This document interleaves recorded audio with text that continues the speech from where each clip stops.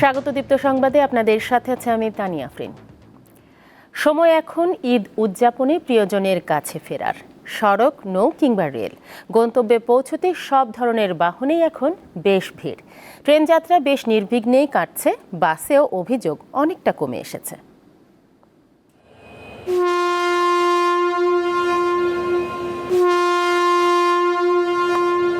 মনে আনন্দ, ঈদ উদযাপনে প্রিয়জনের কাছে ফেরার।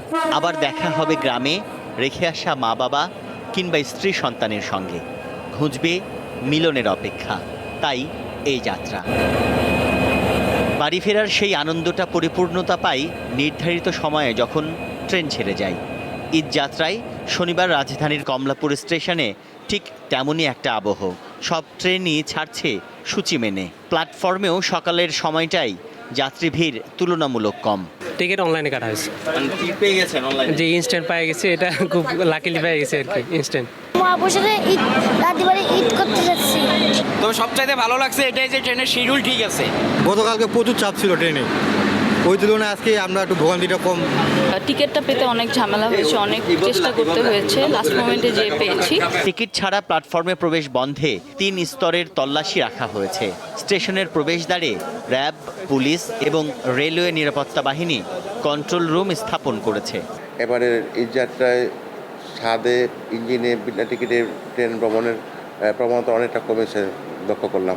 1 থেকে 1.5 লক্ষ লোক টাকা ছাড়তে পারছেন। এর মধ্যে দুটো ঈদ স্পেশাল, একটা জয়দেবপুর থেকে পার্বতীপুর অভিমুখে চলাচল করছে, আর ঢাকা থেকে দেওয়ানগঞ্জ অভিমুখী। বাস টার্মিনালগুলোতে যাত্রীদের ভিড় চোখে পড়ার মতো। রাজধানী ছাড়ার যেন হেরিক। সিরিয়াল ধরে টিকিট কেটে এখনো বাস খুব সম্ভবত আসে নাই কাউন্টারে, আসলে পরে বাস উঠবো। আর টিকিটের এখনো কোনো ব্যবস্থা নেই, গাড়ি আসে নাই, টিকিট পাচ্ছি না। টিকিট কাটা হয় নাই, এখন আসছিলাম, ভাবছিলাম টিকিট পাবো, বাট এখনো পাই নাই, অনেকক্ষণ ধরে আসছি। গাড়ি আমাদের অ্যাক্সেস থাকে, আমরা সেক্ষেত্রে গাড়ি দিব অ্যাক্সেস, এখনো পাই নাই, এখন শুধু শিডিউলের গাড়ি দিচ্ছি আমরা। তানভীর খন্দকার, দীপ্ত সংবাদ, ঢাকা।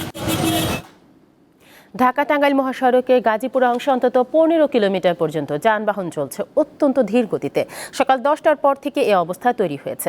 গাজীপুরের কালিয়াকৈরের চন্দ্রাত্রী মোড় থেকে বাইপাল পর্যন্ত, চন্দ্রাত্রী মোড় থেকে কালিয়াকৈর বাইপাস এবং চন্দ্রাত্রী মোড় থেকে মৌচাক পর্যন্ত চরম ভোগান্তিতে পড়েছেন যাত্রী ও চালকরা। বিকেলে গার্মেন্টস ছুটির পর চাপ আরও বেড়েছে। এদিকে টাঙ্গাইলে বঙ্গবন্ধু সেতু সংলগ্ন অংশে মহাসড়কে যানবাহন চলাচল স্বাভাবিক রয়েছে। গত রাতে মহাসড়কে অতিরিক্ত গাড়ির চাপ ও সেতুর ওপর গাড়ি বিকল হওয়ায় দফায় দফায় বঙ্গবন্ধু সেতুর টোল আদায় বন্ধ থাকে। এর ফলে বঙ্গবন্ধু সেতুর পূর্ব এলাকা থেকে এলেঙ্গা পর্যন্ত তীব্র যানজট তৈরি হয়। সকালে পরিস্থিতি স্বাভাবিক হয়ে আসে। ঢাকা টাঙ্গাইল মহাসড়কের সবশেষ পরিস্থিতি জানাতে চন্দ্রা মোড় থেকে যোগ দিচ্ছেন আমাদের সহকর্মী জাহাঙ্গীর আলম। জাহাঙ্গীর, চন্দ্রা মোড়কে ঘিরে সৃষ্টি যানজটের সবশেষ পরিস্থিতি আমাদের জানাবেন।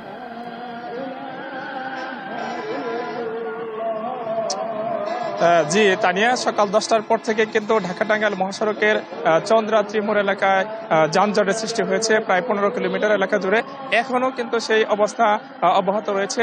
আমরা যদি একটু দেখাতে চাই যে যে মোড়, সেখানে আসলে ঢাকার দিকে যে রাস্তাটি, সেই রাস্তায় আসলে দীর্ঘ গাড়ির লাইন রয়েছে এবং অন্যদিকে গাজীপুর থেকে যে লাইনটি রয়েছে সেই লাইনেও কিন্তু দীর্ঘ লাইন রয়েছে প্রায় চন্দ্রাত্রী মোড় থেকে শফিপুর পর্যন্ত, এদিকে চন্দ্রাত্রী মোড় থেকে বাইপাইল পর্যন্ত।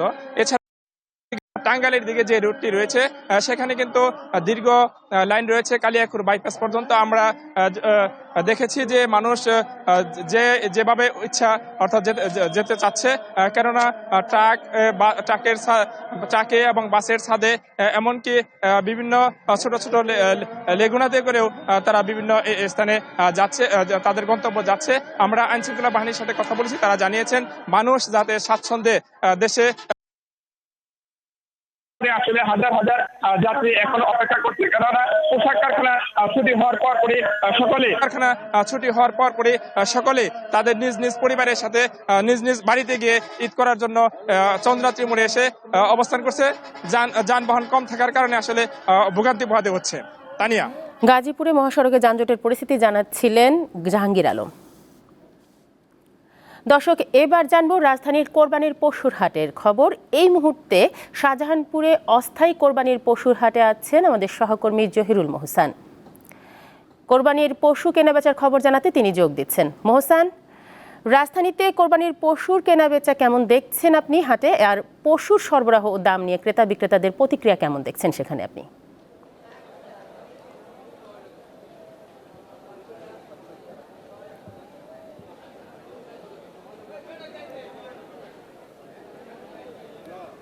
রাজধানীর শাহজাহানপুর রেলওয়ে কলোনির আশপাশ রাস্তা জুড়ে এবং খিলগাঁও রেলগেটের পাশে কিন্তু এই পশুর হাটটি।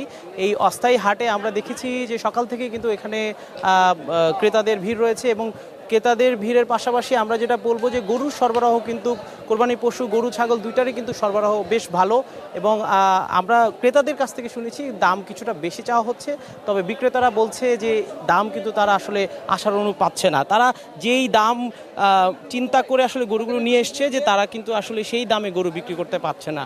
তবে বেশিরভাগ ব্যাপারীরাই বলছেন যে তারা লসে বিক্রি করতে হচ্ছেন, আবার কেউ কেউ বলছেন যে কেনা দামেই আসলে তারা গরু বিক্রি করছেন। তবে ক্রেতারা কিন্তু বলছেন যে দাম কিছুটা বেশি, তাদের বাজেট অনুসারে তারা গরু কিনতে পারছে না। তবে গরুর হাটে আমরা দেখেছি দেশি গরুর সরবরাহ বেশি এবং মাঝারি আকারে যে গরুগুলো রয়েছে সেগুলো ৮০,০০০ থেকে শুরু করে ১.৫ লাখ টাকার মধ্যে এই মাঝারি আকারে গরুগুলো পাওয়া যাচ্ছে এবং বড় গরু কিনতে হলে ১,৫০,০০০-এর উপরে কিন্তু ক্রেতাদেরকে গুনতে হচ্ছে। তবে ৩ লাখ ৩.৫ লাখের গরুও কিন্তু রয়েছে হাটে এবং এই গরুগুলো আমরা দেখেছি যে ক্রেতা কিন্তু খুব কম। সবচেয়ে বেশি ক্রেতা রয়েছে মাঝারি আকারের গরুগুলোর, তবে বেশিরভাগ ক্রেতারাই দেখেছি যে ১,২০,০০০, ৩০,০০০-এর মধ্যেই তাদের গরুগুলো কিনতে চাচ্ছেন। তবে বিক্রেতারা হাঁকছেন সেই গরুগুলোই ১.৫ লাখ, ১,৬০,০০০। আমরা দেখেছি যে এই গরুগুলো কেনার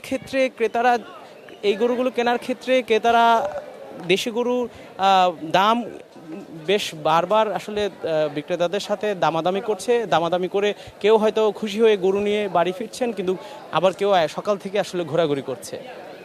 শাহজাহানপুরের অস্থায়ী পশুর হাট থেকে যুক্ত ছিলেন জহিরুল মোহসান। আল্লাহর কাছে আত্মসমর্পণের দিনে লাব্বাইক ধ্বনিতে মুখরিত আরাফাতের ময়দান, এর মধ্য দিয়ে অনুষ্ঠিত হচ্ছে হজের মূল আনুষ্ঠানিকতা। আরাফার ময়দানে অবস্থিত মসজিদে নামিরা থেকে হজের খুতবা দেন মসজিদুল হারামের ইমাম ও খতিব শায়েখ মাহের আল মুয়াইকিলি। বাংলাদেশ সময় বেলা 3:15টার দিকে শুরু হয় হজের খুতবা।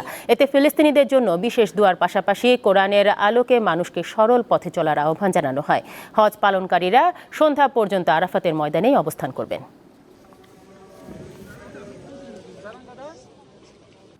এই ছিল এখনকার মতো। আমাদের পরবর্তী সংবাদ রাত 11টায়। দর্শক, আরও তথ্য ও বিনোদনের খবর পেতে যুক্ত থাকুন দীপ্ত ডিজিটাল প্ল্যাটফর্মগুলোতে। ধন্যবাদ সবাইকে।